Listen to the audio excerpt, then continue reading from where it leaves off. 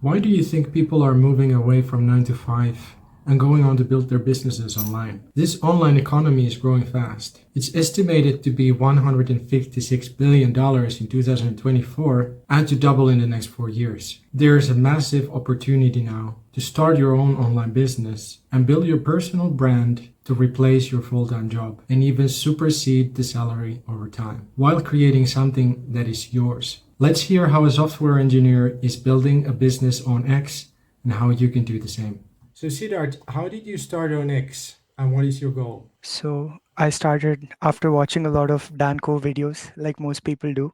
Yeah. And initially, like I fell for the trap of, once you build an audience, you can basically get rich, like using the audience. Hmm. And then later I realized, like, okay, you need to build an audience who has a specific problem. And like, of course, they will be interested in the same things that you're interested in, Right. because naturally you end up expressing your personality and speaking about that kind of stuff online. But one thing which I realized is like you need to put in some kind of effort to do the market research to figure out where people are, what kind of problem they're having. So Hmm. that's how I got started. And right now, that's the kind of audience that I'm trying to build, where they all have the same problem. But yeah. You want to specify? So right now, for my first offer, I'm targeting coaches. Mm. And initially, I didn't really have an opinion about what kind of coaches. So there's fitness, there's business coaches, there's relationship coaches. And recently, I've been targeting more of the fitness coaches because since I am into fitness, it's kind of like I can speak the language. Mm. So I understand where they're coming from. We have a lot of common knowledge, and it becomes easier for me to build on what they already know. And Absolutely. my idea is that yeah, there's a bunch of online fitness coaches who have a similar goal of training people online, like changing their lives for the better, helping them get in shape. And what I realized is although these guys they have really good fitness skills, they have really good understanding of health, of nutrition, working out, sleep and everything.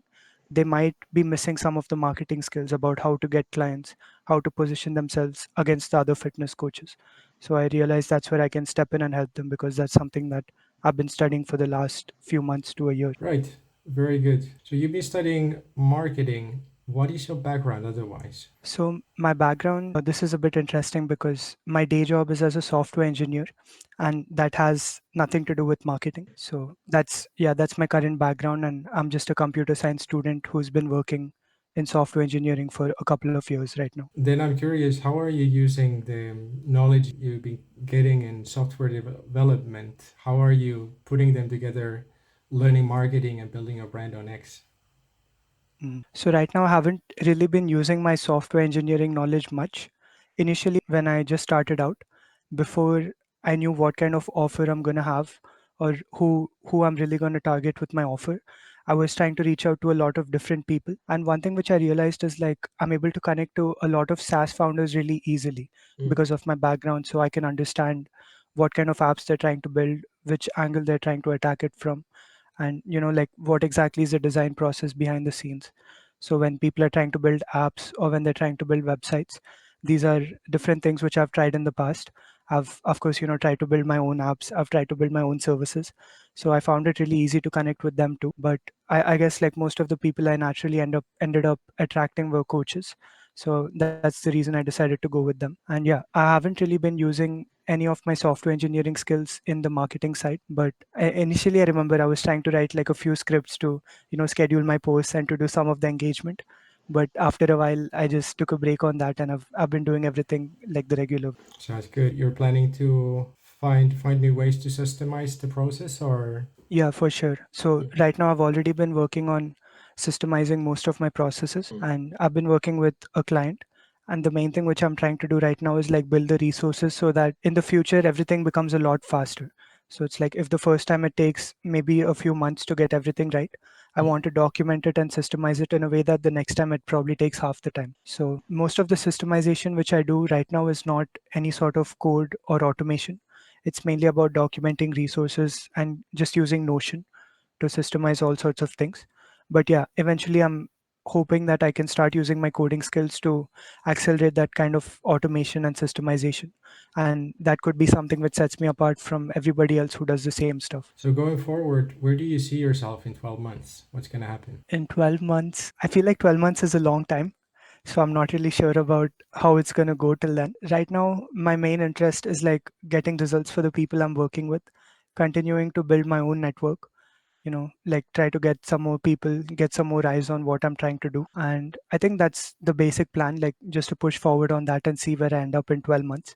I'm not trying to do anything crazy like, hit a really huge amount of followers or try to hit an insane income goal.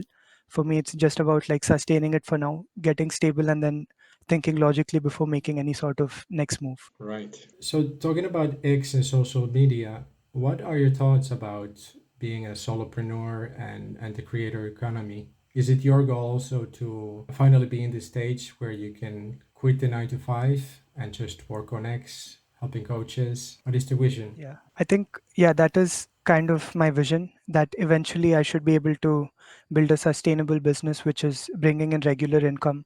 And I have like a really clear funnel and, like a bunch of different products in my different lead magnets. And it's like all stacked up in a way that it's sustainable, and it's, some of the products are just selling themselves on autopilot. Mm. And it's like a lot of digital products basically, which I can build once and then sell forever. So that is the goal, and I am trying to eventually get to building those kind of products. And the creator economy, I think, yeah, that is where the world is headed right now. So since a lot of people have got a taste of remote work, Mm. they've realized, okay, we can earn money from anywhere in the world. I think that's a big thing. Like since the last few years, people have realized that, and now everybody's trying to chase that, and they're trying to figure out a way to get it done. Yeah. So I think that's the reason, like a lot of people are suddenly interested. I'm sure it was there before too, but now it's like more than ever that people are trying to get that kind of freedom for themselves. And yeah, one thing which I really like about the creator economy is that the businesses basically evolve with the people. Mm. So most of the people, they try to solve the problems which they've solved for themselves in the past. And the way they do that is like they're learning something new, and whenever they see that they find a way to apply it, they have the journey of, okay, like, hey, I'm just starting to apply it. Okay, I've kind of got good. Now I can get results for myself.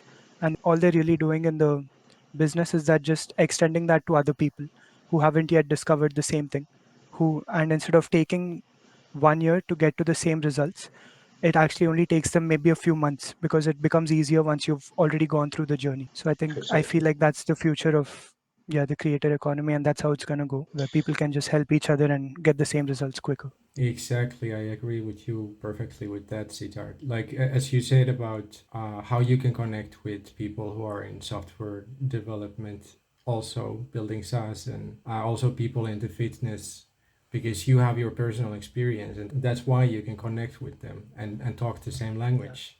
And I think that's the way for anyone who wants to get into this space and start building something for themselves, to look what are their real own interests, so they find their, Exactly. like, the authentic thing to build. Because of course you might get initially interested about AI or whatever is the trending topic, but if it's not really your thing, like it takes much more than just, you know being becoming attracted in one thing and then jumping to the other.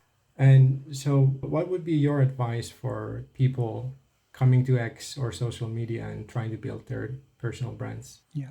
I think from what you just said, the last part really stood out. Like people who are just learning about AI because it's the trend, or any sort of other trends. But my advice would be to actually like forget about all the trends and to do some deep work, to sit, reflect, and figure out what are your real interests.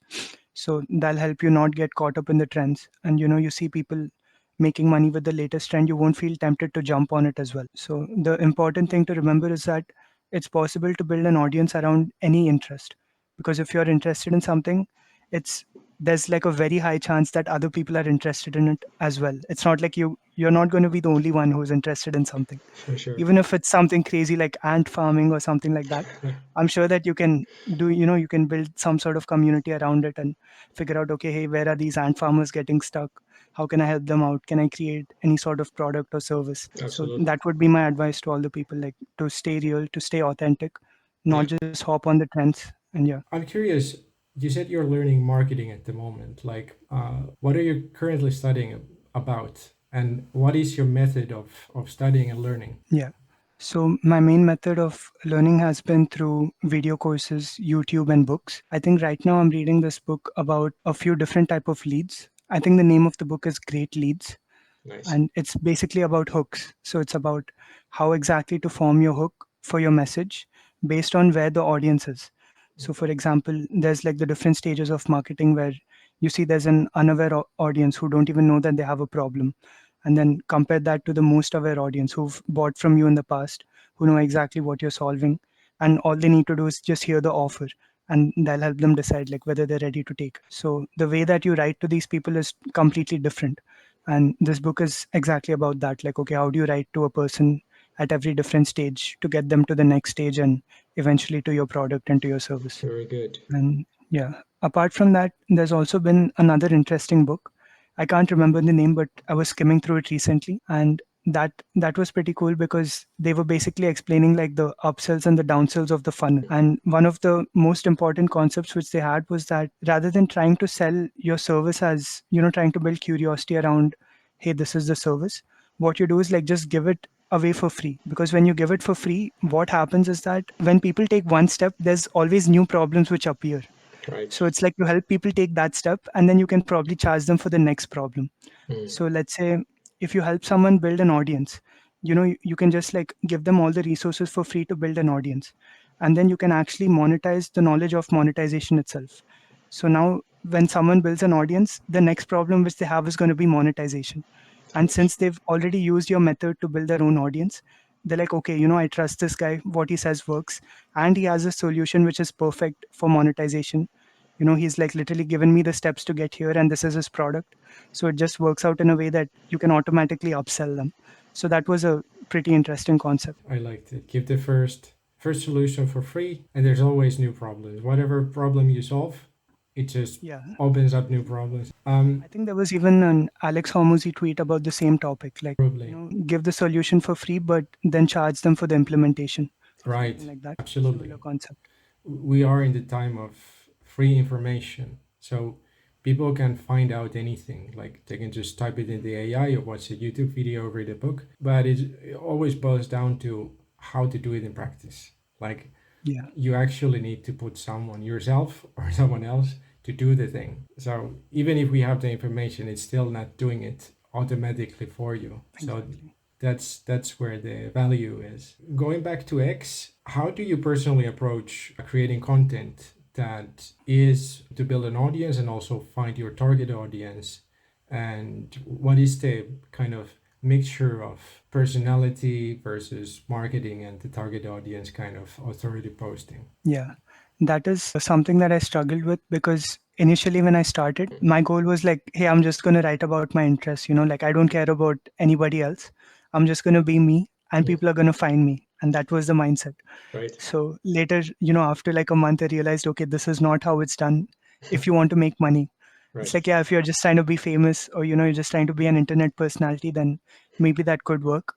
But I realized like, okay, the fastest way to monetize is going to be to actually start authority posting and start showing that, hey, these are some things which I'm studying, these are some ideas which I've been trying.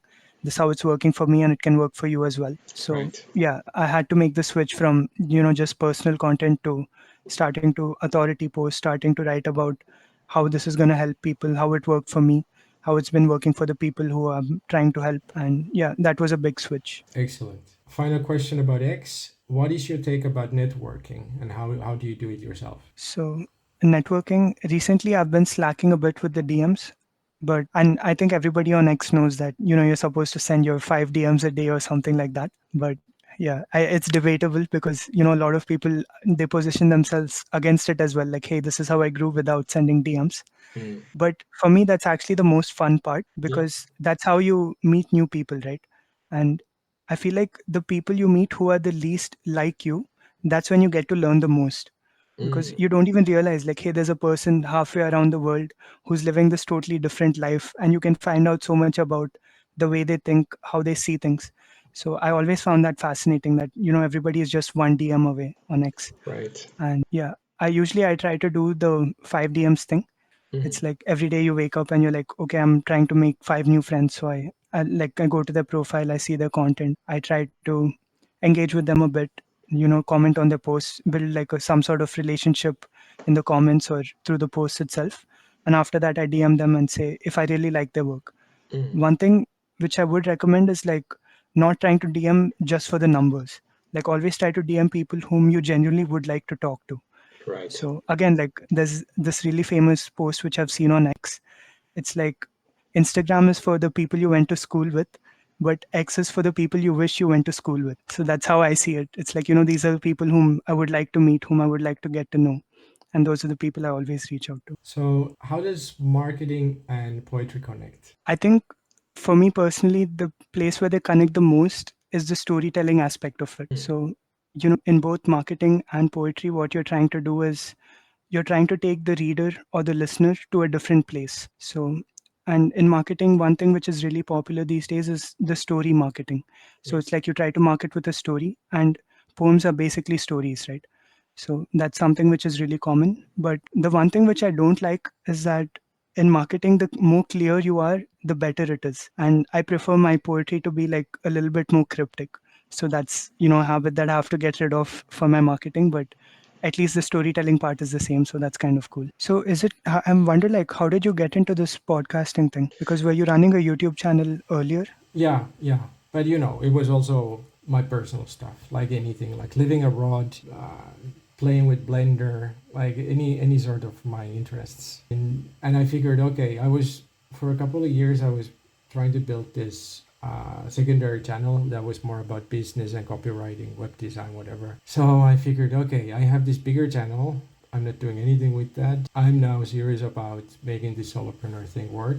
I've been on it for, this is my fourth year or something, doing it seriously. So I figured, okay, let's start making a podcast seriously. Like it's right on the topic that I want to talk about. So it also makes sense to connect with people like you to get your perspective. So it's always a learning for me as well, and also for the audience. That's something that is valuable for them. I was just asking because, I have had my thoughts about, hey, I need to start a podcast, like how Yeah. every single guy has it. Yeah. The reason that I had it was that some of my favorite creators who I follow, they're in the entertainment space. Right. And they essentially started a podcast, from their mom's house, like from their dining table. And Right. they've got it to a point where now they've networked with some of the biggest celebrities in Indian media, so in Bollywood. Exactly. Yeah. And Yeah. it's like they've just got to that point by being consistent, by being entertaining, by working on their skills. So I think a lot of them are interested in comedy and stuff like that, and it really helps if you can, bring in some humor to a conversation. It was just Yes. like super inspiring to watch their journey, like from where they started. And there's even that statistic, right? Like most podcasters quit before they create 20 episodes. So it's like these guys, they got past 20 and then it just compounded and it went crazy. So For sure, for sure. That is the key, Siddharth, to everything. It's the consistency. Like yeah. every example we see that is successful, that just simply means that they didn't quit. Yeah, it's like basically even literally 1 year ago, I tried to start a Twitter account. At that time, like I wasn't into marketing or anything, but I remember I was at it for like a month or two and then I quit. So Mm. this is actually my second round. And I didn't think about it for 10 months. And then again, it's like that Danco video pops up. You watch it, you're like, okay, it's high time Time to start get building an audience. Yeah. better to get back to it. Yeah. You Better to know, get back to it. yeah, it's been similar to me, like on and off thing. Like originally, I joined Twitter like 2015, and I just randomly just pop in, post something, and exit. It was Danko for me as well. Like, I never thought Twitter as a serious platform. It's like Yeah. my idea was completely different. There's just some angry politics and whatever. Like, Most people, that's what they think about Twitter. They're like, yeah, it's politics, it's crypto, it's a bunch of woke people. It's just Yeah. people removing, like taking out their frustration online. But Yeah. yeah, there is the other side of money Twitter where people are trying to hustle a bit. absolutely. And what I really liked about it when I got serious is that I don't see any woke posts or like politics. And obviously, it's also a conscious choice. I don't follow any accounts that are posting that kind of stuff. So it's been actually a relief that there's one social media that I only see the like curated thing that I want to see. Yeah, I feel like that makes a big difference, like curating your inputs, Yeah. and not just with social media, but in life as well. Like, like making sure that you read the right kind of stuff, you listen to the right kind of people, and if someone has like a bad mindset or if they're just negative energy, you keep them away. I Yeah. think that's a really important thing, like not just for your timeline, but for your life as well. Whatever you put your focus on, like that's the only thing thing you have capacity to think of. So it's so important to protect the focus on the right things. You're still working in the 9 to 5? I mean, I do have a plan to replace my income eventually, Yeah, but I'm not in any sort of hurry because right now I've found myself a good job where I can just like there's a good balance that's and I good. get enough time to work on my own stuff. Nice. And yeah, I'm still not fully on board with the idea of having an unstable income where it's like some months it's going to be a good revenue month, some months you're going to, make a loss or something like that. Yeah. But I think it's going to take some time for me to transition. So that's the reason I'm still holding on to my 9 to 5. For sure, it makes perfect sense, and I can tell you from experience that it can be really unnerving. I've been doing solopreneur thing full time since 2020, and it's like it's still every month. It's like okay, probably we're gonna survive, but let's see what we're gonna eat next week. Yeah, I'm sure it's not that bad, but it's Yeah, it's kind of adventurous, like you yeah, you never know where the next product is going to come from. yeah. And on the other side, it makes you push harder. Like you know that you need to make it work. Otherwise, That is true. yeah, you have to pay rent and your bills. You gotta Actually, hustle. that's something that I thought of as well. Like Mm, people who don't have the 9 to 5, they have no excuse to be complacent because for them it's like life or death. They yeah, have a different kind of motivation that hey, I need to get this money in. for sure. I need to get this business working. Yeah, But if someone is like trying to balance a 9 to 5, they always have like, yeah, if it doesn't work, at least have a paycheck coming in. for So sure. maybe that's something which takes away from the motivation. Could be. It depends completely on your goals. And of course, it's a safer option. Like, okay, you can steadily grow the income up to a point that, okay, whatever happens, every month I'm going to have enough to cover the basic expenses. So that's when you start to feel more secure. That, okay, now I can turn to part time or whatever. Like, then the options are open. Yeah. I feel like this is one of the debates that it's never settled in my mind Yeah. because I remember like I've heard opinions from Joe Rogan Mm-hmm. and from Justin Welsh. So I know like these are probably not the guys who invented these opinions, Mm. but these are the people from whom I heard it. And the Joe Rogan opinion was like, hey, when you have enough money to survive for 6 months, quit your 9 to 5, go all in on something and get it done. Mm. Because the kind of focus, the kind of motivation, even the kind of energy that you have when you don't have any other work that you need to do, Yeah. it's going to be maxed out. But Mm. then the other approach is like kind of what Justin Welch suggests, where it's like you put in your 1 hour or 2 hours per day and you keep building it to the point where eventually it can replace your 9 to 5. And there's no extreme step, there's no sudden moves, there's no volatility. Everything is like it's a really calm transition. So I think Right. those are the two different ideas when people have about transitioning from a job to a business. Yeah, that makes sense. I wonder how did you do it? Did you like just decide like, hey, I'm gonna go all in on the business, or did you have a transition phase? It was quite haphazard.